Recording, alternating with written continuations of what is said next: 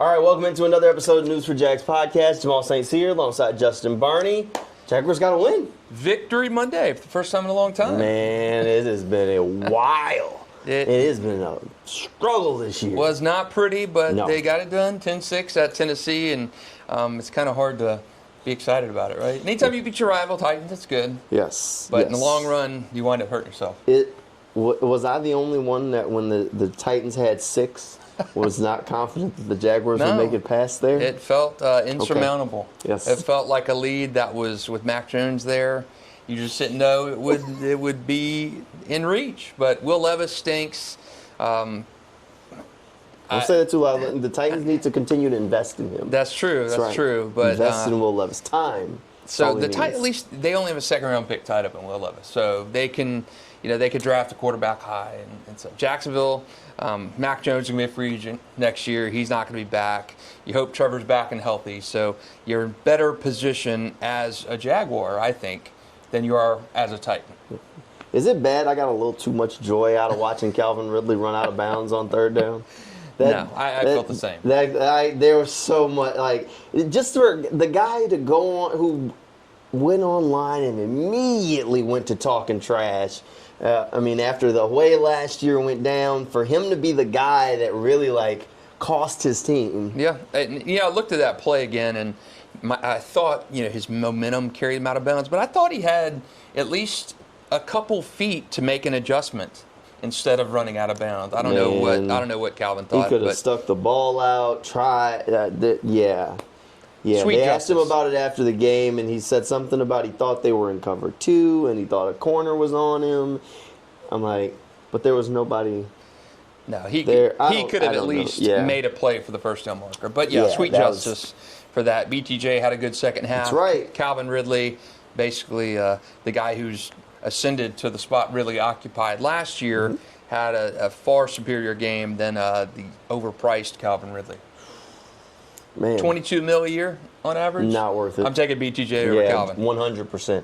All right, so with the win, it does lead us to the question of the good with the bad, right? So the good is that the Jaguars got a win. They beat the Titans. It's fantastic. The bad... Eliminated them from the playoffs. Did eliminate payback, yeah. Even though... they weren't going to the playoffs anyway. It's not much payback. Now, the bad with it is this does open the door down the stretch for the Jaguars a little bit. This door was already open, but this just makes it clear that it's there. They play bad teams. Yes. Every team down the stretch, except for the Colts, who they already beat once, is in the running for a top 10 pick. Yep. Actually, I think top 7.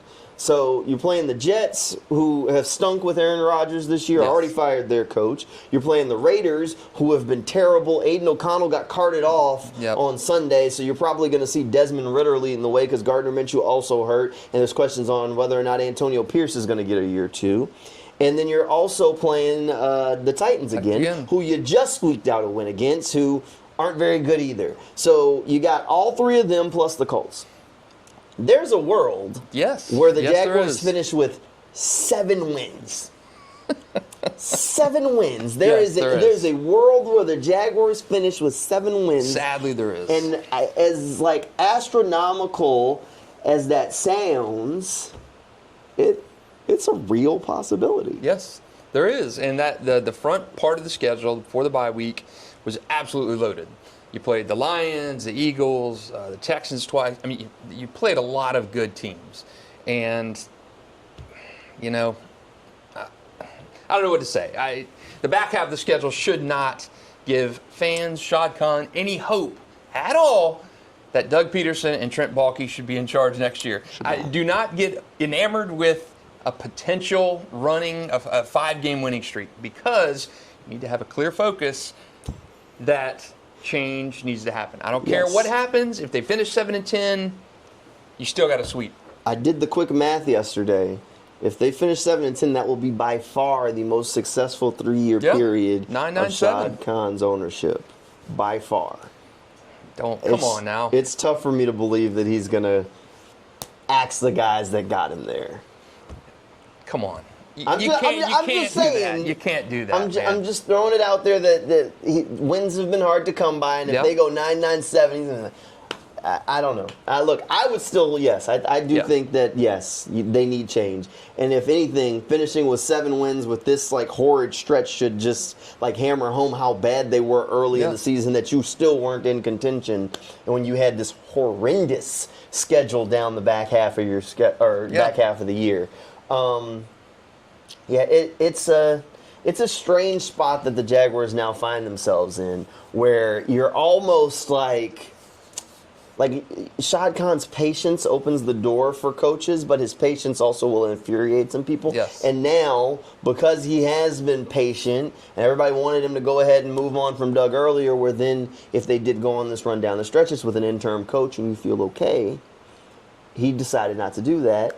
And now you're worried that maybe they go on this run and he says, see, there was never a problem. Yeah, that's the nightmare scenario. Yes. And you wrote about it. I tweeted about it yesterday, and I do think that is well within happening. I think it's reality that could happen. But the reason I hope it does not happen is you can beat the turds of the NFL, the doormats of the NFL. The Titans are terrible. You got them twice.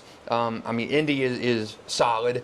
Vegas is a dumpster fire. The Jets are going to be a reset. And when you're lumped in with these terrible teams, that's not who Shad Khan wants this Jaguars team, who he boldly proclaimed this is the best Jaguars team ever. Yes. And if the only teams you're beating are your company in the top 10 picks, you have higher goals than that. You've still got to clean the slate. And the worst case scenario for me, and I think probably you and other Jaguars fans, is they get hot. They go in the stretch. Trent Baalke has the sales pitch where he says, hey, Shad, our guys were injured. We've got another top 10, top 5 pick. We can really turn the page here. This is an unusual season with injuries. And Shad says, you know what, Trent, you're right. Okay, I'm giving you another year. And that's the terrible possibility that I think happens if they were on the table. Man, I have all kinds of questions. You cannot. So, I think that is the worst case scenario for this team. Like, far worse than them losing out on Travis Hunter. Yeah. Far worse than them being knocked out of the top 5. Like, it's bad all the way around. And I think it's realistic. I think it's 100% realistic. Yep. I do think the Colts should beat them in that last game. And picking them against the Jets, I mean, even though the Jets are bad, is tough. But they should beat the Raiders. Yep. And they they could beat the Titans again. Who knows? And that's the game in Jacksonville, so that should, in theory, make it a little bit easier. Do you think they run the table? I don't think they run the table. I don't think they run the table either. I don't think they run the table. I think the Jets could get them. As bad as Aaron Rodgers has been, they still have a good defense. Yeah. They still have some players on that side of the ball. So, 4 or 5. Yeah, Aaron Rodgers hasn't thrown for 300 yards in how many games? I mean, like 3 or 4 years. He'll look like prime Aaron Rodgers. He will look like prime Aaron Rodgers. So I do think that they could. I think they'll get the Raiders. So that's 4. Yep. And you might catch the Titans again, 5. Whew. Okay, so 5 and 12. Yeah. Okay, I would lean towards that. Maybe 5. I would say at a ceiling they're 6 and 11. Yeah. You scratch out you give this false momentum. But I haven't seen enough from Mac Jones. He got 10 points yesterday. I mean, you're not talking about, he's raining touchdowns. The Mac Jones from basically the second half of the Texans game did not make the transition to this Titans performance. Let's lay out the game plan on offense that worked in the second half. Every pass play goes to Brian Thomas and hand the ball to Tank. That was it. I don't even think did BTJ have a target in the first half? I think he had 2. 2 targets, no catches. And he finished with a great line. I think 84 yards. I think he's 16 yards away from tying Justin Blackmon. And you've already won our preseason bet. Because I took the under. I said like 750 yards. You took the over. I took the under on that. So Jamal went to steak dinner already on me on that. Bam. Josh Hines Allen slowly catching up to Trayvon and our other side bet. Come on now. But yeah, there's still things to play for. There's still things for Jaguars to play for. And you don't root against your team. I think in theory, it sounds, the tantalizing prospect is having first, second, or third draft pick. That'd be awesome to have. But you don't want to do it at the expense of winning football. You should always try and win. You should always try and win. And look, I know I'm the crazy one. Like, I think Travis Hunter's a fantastic player.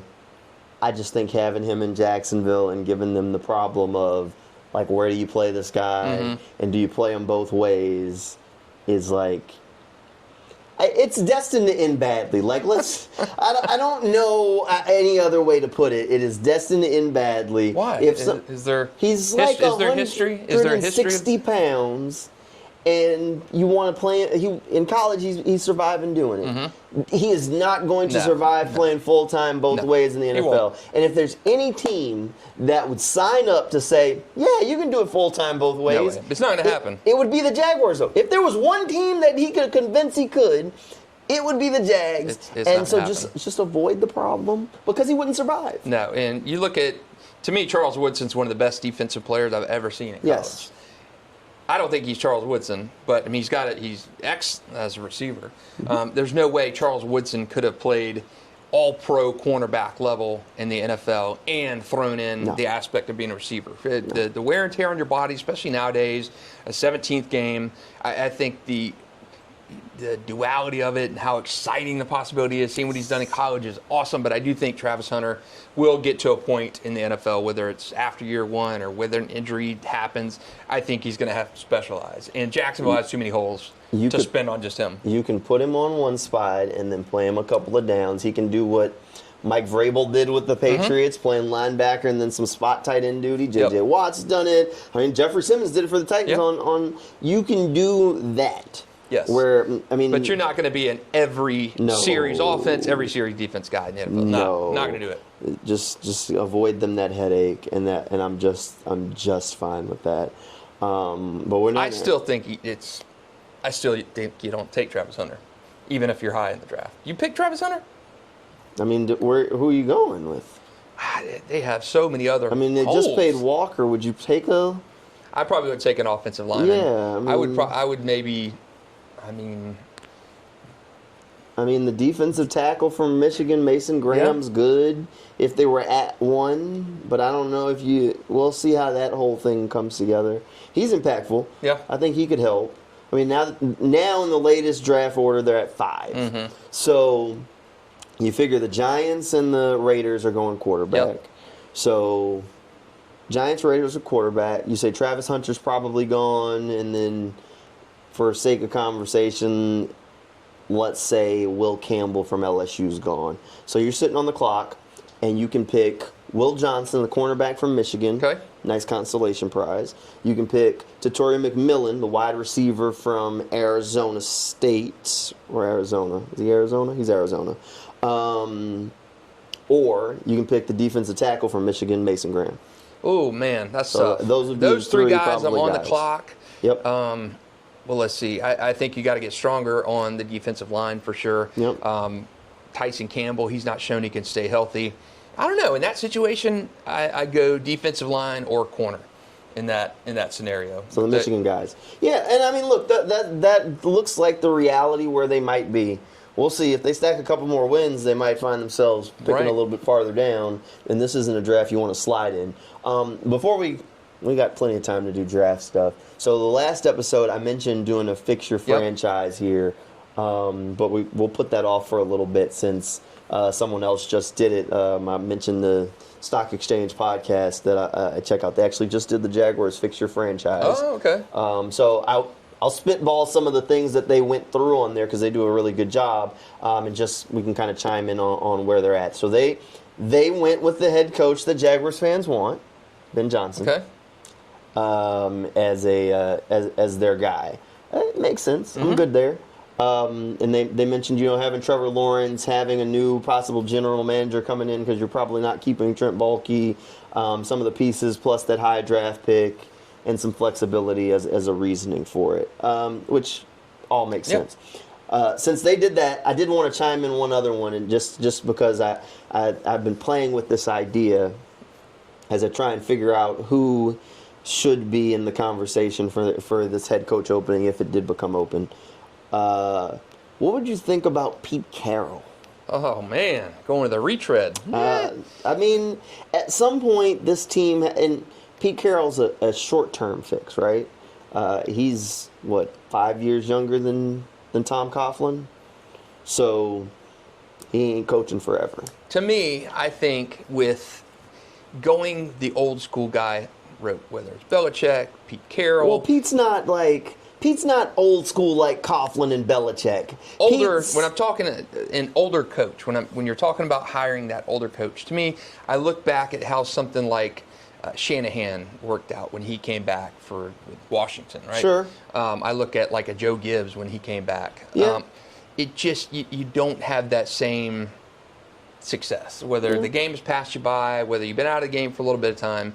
So I would steer away, and just from historically looking at guys. I mean, Sean Payton is kind of an outlier because he's a little bit younger still, but when you're talking a Shanahan type, a Pete Carroll type, I don't know. I've seen too many of those situations where guys come back and they've had this glory in the past and they get back in. I don't know. And Pete Carroll hadn't been out of it too long. It's essentially a Doug Pederson do-over. Guy that's won a Super Bowl somewhere else. You hope he comes in and can kind of set the table, set the culture, bring the energy. Now give me Tony Dungy or Mike Tomlin. I would take either of those guys. Well, Tony Dungy. Give me Dungy, man. Super Bowl guy. Dungy ain't coming out of retirement. So somebody like that I would take. But no. Now, Mike Tomlin, on the other hand, if the Steelers ever made that mistake, man, teams will be lining up for that guy. Did you give, I throw the theory out there I've seen on social media, do you give the number 1 overall pick, Mike Tomlin? No. I ain't giving up the number 1 pick for him. All right. I don't know. He'd be a guy I'd consider doing it for. I'm not giving. No, that's crazy. All right, back to their fixture franchise stuff. So they did sign a couple of free agents, but to kind of set the table to open up some money, I actually have already thrown this one at him, so I know his response. Right now the Jaguars are going to go into the offseason with about $30 million in free agent money to spend. Don't have really too many key free agents, but they can open up some money by moving on from some guys. Yep. And when you're trying to set the table and you bring in a new regime possibly, you're going to have to part ways with some tough names. Yep. One of them is possibly Christian Kirk.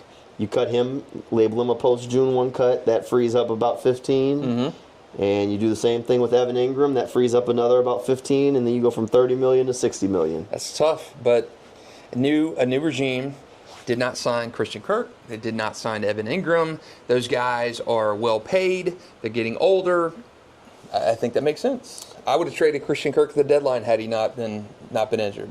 I think you drafted a tight end in Brenton Strange, in Luke Farrell. You've got Evan Ingram's a high-priced veteran. At some point, Brenton Strange is going to have to become a bigger part of the offense. You draft him in the second round. He's coming up contract-wise in a year and a half. See what you got in him, and you automatically double your cap space by those 2 moves alone. I don't think you could move on from Armstead, Gabe Davis yet. That's too cost prohibitive. Those are 2 guys I would move on from in a iota if it wasn't too. You can't. You're stuck with them. Yeah. So I mean I think that's the big wrinkle that they threw out. I was like, dang, Evan too, because I mean the tea leaves have been there about the possibility of Kirk, and I'm not ready to write that one in pen as a lock just yet. Just because there's a need. I mean, if you move on from Christian Kirk, like Parker Washington needs to show up down the stretch for you to at least say, feel good, Parker's your replacement there, because you got nothing from Gabe this year, essentially. Yep. So you can't feel great about saying next year you got Gabe. You know you got Brian in the pocket, and then if you say Parker, who has been hit or miss at this point, I mean, the game against the Titans, the offense was awful, but he had the one big game the week before. Right. So it's like, all right, well, if you said, we've talked about putting weapons around Trevor. If you said you go into next season and I tell you that Trevor's got Brenton Strange at tight end, unproven. He's got Brian Thomas, who you love. He's got Gabe Davis and Parker Washington. That's basically franchise malpractice, right? That's terrible. I mean, you're not setting him up unless you spent all that money to improve the offensive line, which you just paid Walker, so he's your left. You got Anton on a rookie deal, so he's your right. You got Ezra that you just signed, so he's your left guard. So the only 2 spots that are possible is Brandon Sheriff if he retires or whatever. So right guard and maybe center if you say, because Mitch Morris was on a cost-friendly deal anyway. So how much improvement's coming there? Nothing. So, you've got to invest in, to me, skill position guys for Trevor. I mean, Evan has been good, but he's expensive now.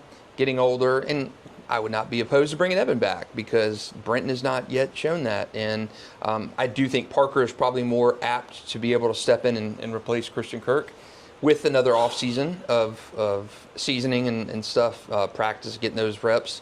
Christian's been on IR the last 2 years, finished the last season on IR. Yes. So, Gene Smith liked to say it, the best ability is availability. Yes. And Christian just has not been there enough, and he's making an obscene amount of money. Gabe Davis has been awful. I didn't like the signing when it happened, and he's just kind of gone and validated that.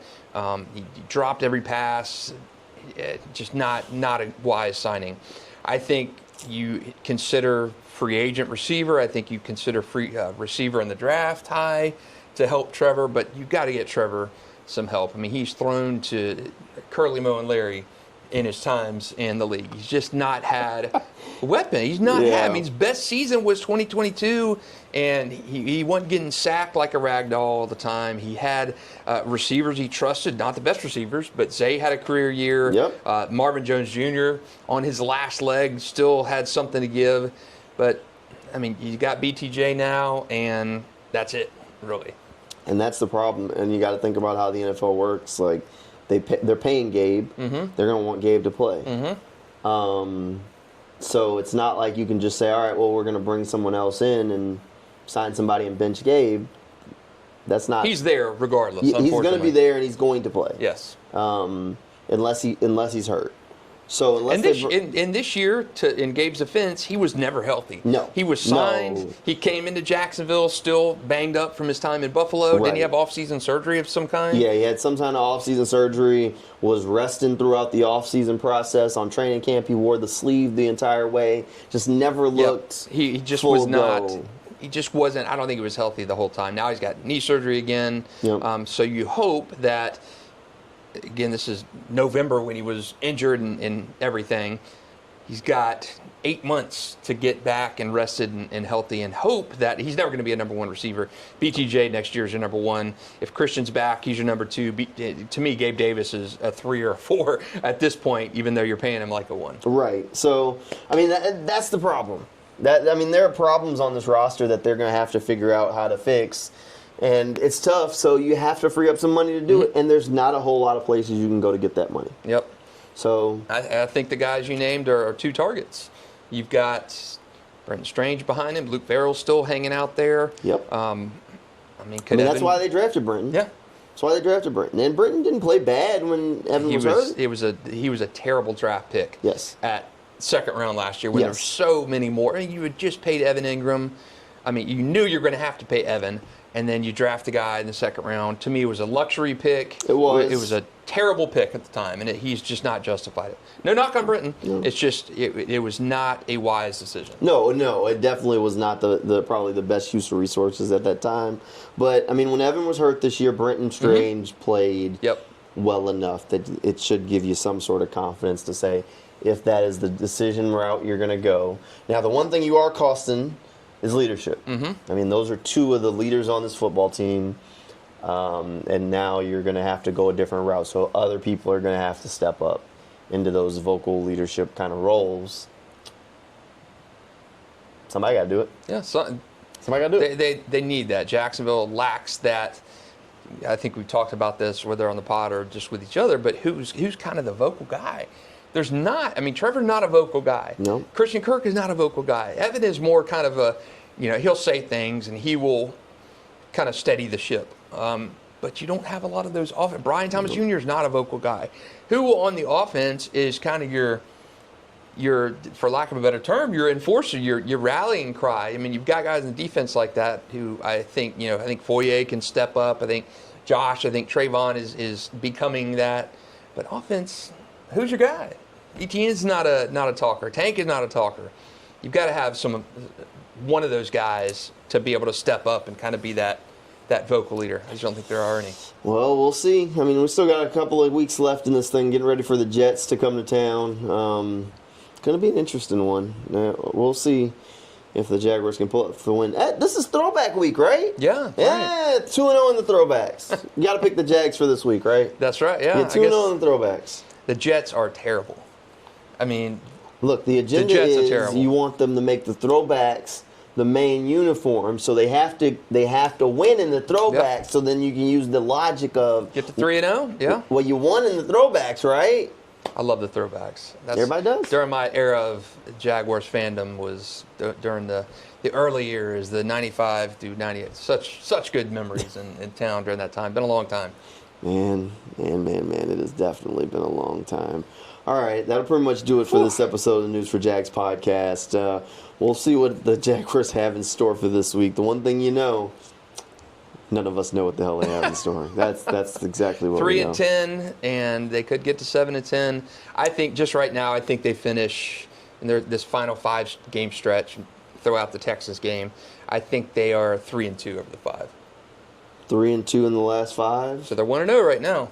Okay. You think they're 5-0? 4-1. I don't think they're 5-0. No, I have them at 3-2. Yeah. I think their losses are to the Jets and the Colts. I think you beat the Raiders. I think you beat the Titans again. Raiders stink. Titans are awful. Yeah, I think they beat both of them. Do you think C.J. Beathard gives them a better shot than Mac? Now that's a tougher question. It's like if Mac from the Texans game could show up, I think they. I don't know. You know, here's the thing with like CJ. CJ is a gunslinger, right? Like CJ is gonna go out there and he's gonna just say, "Pop it up, go get it." You know, he's gonna make the read and he's just gonna toss it out there. Where Mac, on the other hand, is trying to play like safe, make the right read, look for the open guy. Like, that was the one thing, whenever we've seen CJ in action, he's very much a believer of, I'm going to give my guy a chance to go make a play, which you kind of need. But I don't know. Yeah, that's interesting. It's tough. I don't know. I mean, CJ having been in the offense a little bit longer, being more of a veteran, I don't know. It's just, Mac has been too, in the games he started, he's been terrible.